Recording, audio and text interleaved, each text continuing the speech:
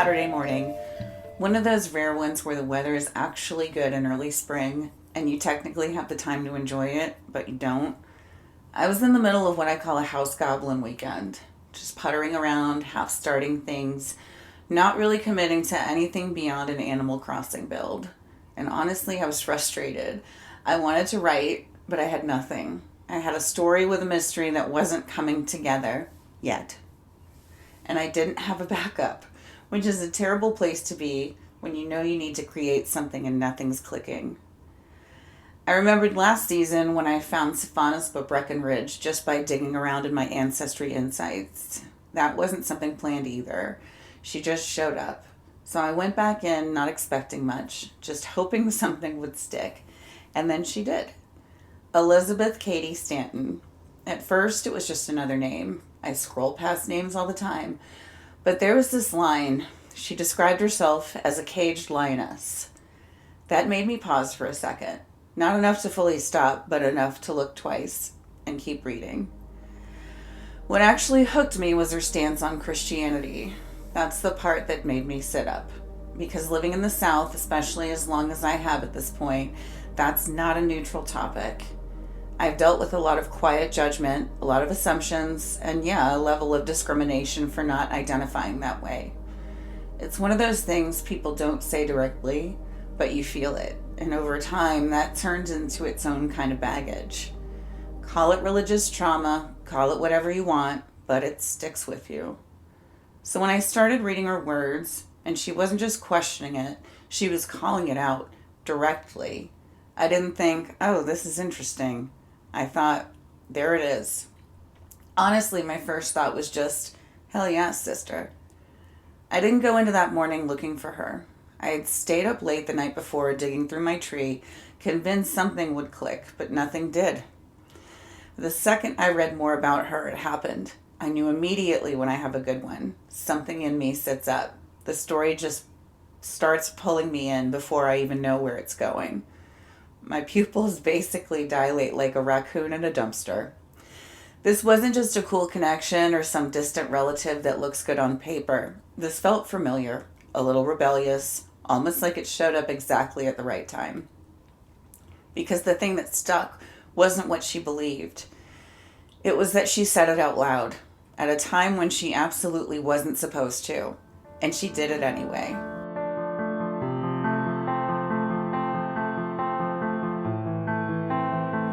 Before she was a voice, she was a daughter sitting in her father's law office, reading things she wasn't supposed to ignore.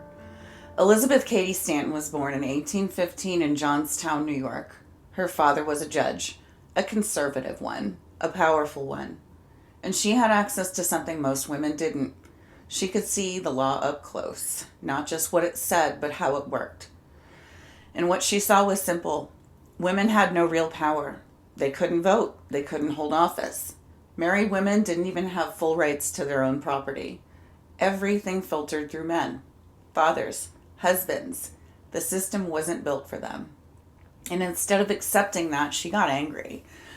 Not quietly frustrated, not, this feels unfair. Angry enough to decide she was going to do something about it. And she didn't just sit with that feeling. She pushed against it early. At a time when women weren't allowed to attend most colleges, she enrolled at the Troy Female Seminary with her father's permission. It wasn't the same as the education her male counterparts were getting, but it was one of the few places where women could actually study seriously, and she took full advantage of it. But even there, the expectations were still different, still limited, still shaped around what women were supposed to become. That anger didn't go away, it sharpened, and it followed her into adulthood. In 1840, she went to a World Anti-Slavery Convention in London. And even there, in a movement that was supposed to be about human rights, women were told to sit down, not speak, not participate, just be present. That was a turning point, because it made something very clear. Even in progressive spaces, women were still secondary. So she stopped waiting for permission. 8 years later, in 1848, she helped organize what became the Seneca Falls Convention, the first real women's rights convention in the United States. And she didn't just show up. She wrote the Declaration of Sentiments, modeled after the Declaration of Independence, but rewritten to say what no one wanted to say out loud, that women were not equal, not legally, not socially, not religiously, and that it wasn't acceptable. She even pushed for women to have the right to vote, which at the time was considered extreme. Not bold, not progressive, extreme. And she pushed it through anyway. That moment basically lit the match for the women's rights movement in the United States. But here's the part that makes her different. She didn't stop once it became acceptable. A lot of people fight just far enough to be heard, but she kept going. She worked for decades along Susan B. Anthony, writing, speaking, and organizing. She helped shape the entire suffrage movement. She was the thinker behind it, the one putting language to things other people felt but couldn't articulate. But the more she said, the more uncomfortable people got, because she wasn't talking about voting anymore. She was questioning everything: marriage, power, and gender roles, and religion. And that's where she really crossed the line. Later in her life, she published something called the Woman's Bible. It wasn't subtle. It was a direct challenge to how the Bible had been interpreted and used to justify women being inferior to men. She went through it piece by piece, calling out the bias, the contradictions, the way it had been shaped by men and used to keep women in place. And people lost it. Not just critics, even her own allies. The suffrage movement, the thing she helped build, started distancing itself from her, publicly. They didn't want to be associated with that level of criticism. It was too much, too controversial, too risky.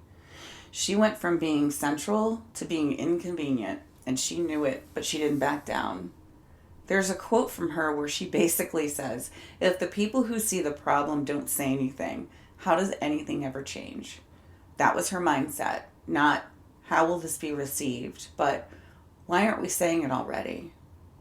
And that's who she was, not just a suffragist, not just a name tied to a convention or a document. She was someone who saw the system clearly, early, and refused to pretend it was fine, even when it cost her, even when people she worked with stepped away, even when it would have been easier to soften it. She didn't.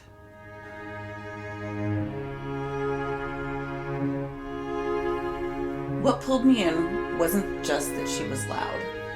It was what she was loud about. Elizabeth Cady Stanton didn't just challenge the system. She went straight at religion. And not in a vague philosophical way. She called out how it was being used to keep women in a specific place. Quiet, subservient, useful. I understood that immediately because I've always felt that women, especially in religious spaces, are expected to take a back seat, be the caretakers, the supportive ones, the ones who hold everything together but don't question the structure itself. And it's all justified because a book may or may not have said so. I didn't grow up deeply religious, not really. I went to church once in a blue moon in Massachusetts with friends, but it wasn't a core part of my life. That changed when we moved to South Carolina. I was 13 and church there wasn't just church. It was a whole thing. It was where people showed up, where they were seen, and where they built their identity. And I met some of the meanest people I've ever known in those spaces. The kind of people who would treat others terribly all week, but as long as they were sitting in a pew on Sunday and Wednesday, it was somehow balanced out. Labeled as faith, excused, wrapped up neatly so that no one had to actually look at the behavior. And that stuck with me, still does. Even now, I feel like I have to be careful about what I say, especially in the South and especially at work. I've been in professional settings where someone just starts praying. Like that's a normal assumed thing everyone is on board with. And I'm sitting there thinking, are we really doing this right now? But you don't say anything because you know how that lands. And the thought I don't usually say out loud is this. A lot of people use religion to atone for things they've done, instead of actually being a better human and taking accountability for what you've done. So yeah, when I read her words, it wasn't just interesting. It felt familiar. Like someone said the thing out loud that I've learned to keep to myself. And then there's the workplace. I've been told I have a great handshake more times than I can count. It happened when I was younger, and it literally just happened a couple of weeks ago. Maybe in my 20s I took that as a compliment, but I don't anymore. Because what they mean is great handshake for a woman. Men don't say that to each other. They don't stop and point out when another man shows up confidently. That's just the baseline. But when I do it, it gets called out. Not in a bad way, but not in a neutral way either. It's like I've crossed into something that isn't fully mine. And that same thing shows up in communication. I can say something directly, clearly, professionally, and it's a problem. But I've watched men say the exact same thing, sometimes harsher, and it's completely fine. It's just business. It's just leadership. I've said for years if I were a man, my tone wouldn't even be a conversation. But I'm not. So it is. And God forbid you have feelings about it. Because that's the other little trick, isn't it? The second you react to being dismissed, talked over, overworked, cornered, or held to a completely different standard, the reaction becomes the problem. Not the thing that caused it, not the chaos, not the hypocrisy, just you having feelings. But feelings are not the opposite of reason. Most of the time, they're the first signal that something deserves a closer look. And I think that's part of why Elizabeth pulled me in so quickly. She wasn't just arguing for women to be treated better. She was naming the systems that taught women to doubt themselves in the first place. And that's where the difficult label comes in. I've been called difficult. One of the first times I remember clearly was through a boss who told me a landscaper said it about me. And it stuck because it wasn't even about how I did my job. It was about the fact that I didn't respond to charm. I wanted information. I wanted competence. And when I didn't get that, I didn't pretend it was okay. That's usually when it happens. When I don't play along. When I don't soften something that probably could be softened but doesn't need to be. And to be fair, I know I'm direct. I know I don't fluff things. When something needs to be said, my instinct is to just say it. But that doesn't mean it's easy for me. Internally, it's the opposite. There's anxiety, a lot of it. I don't like hurting people. I don't like conflict. I would much rather things just be good, easy, and kind. Delivering bad news or constructive criticism doesn't feel good to me. It actually makes me feel terrible. But I also have a very low tolerance for a lack of accountability, especially when it's dressed up as confidence. When someone is talking in circles instead of just owning what's actually happening. That's where the shift happens, because I know what needs to be said, and I don't want to be the one to say it, but I say it anyway, and I'm aware of how it lands. I can feel it in real time. I know exactly what it sounds like, how it's being taken, all of it. I've tried to soften it, I do try, but it starts to feel like I'm translating myself into something more acceptable, instead of just being clear. And that's the part that feels exhausting. So when I read about her, it wasn't just admiration, it was recognition. I don't know if she knew exactly how she came across or if she just didn't care. But I do know this. There is no way she wasn't called difficult. No chance. Because women who say things plainly, especially things people don't want to hear, don't get labeled as clear. They get labeled as a problem. And that hasn't changed nearly as much as we like to think it has. 48 hours ago, I didn't have an opinion about Elizabeth Cady Stanton. She wasn't someone I had studied or followed or even really thought about. And now here she is showing up the same way others have. Right when I feel like I've run out of stories, I find another woman in my line who didn't fit, didn't stay quiet, didn't do what she was supposed to do. And every time that happens, it makes me feel a little less abnormal. I don't know if I admire her in a clean, uncomplicated way. I think what I keep coming back to is wondering what it actually felt like to be her. To say those things out loud at that time, knowing how it would land. Was she anxious about it? Did she care? Or did she just decide it mattered more to say it than to be liked? Because that's the part I understand. I've spent most of my life somewhere in between. I do think for a lot of us, especially in my generation, We were taught to keep our mouths shut, be agreeable, don't make things uncomfortable, know your place even if no one says it directly. And some people are okay with that. I am not. I've never really been good at ignoring something when it feels off or unfair. I used to think that was a flaw.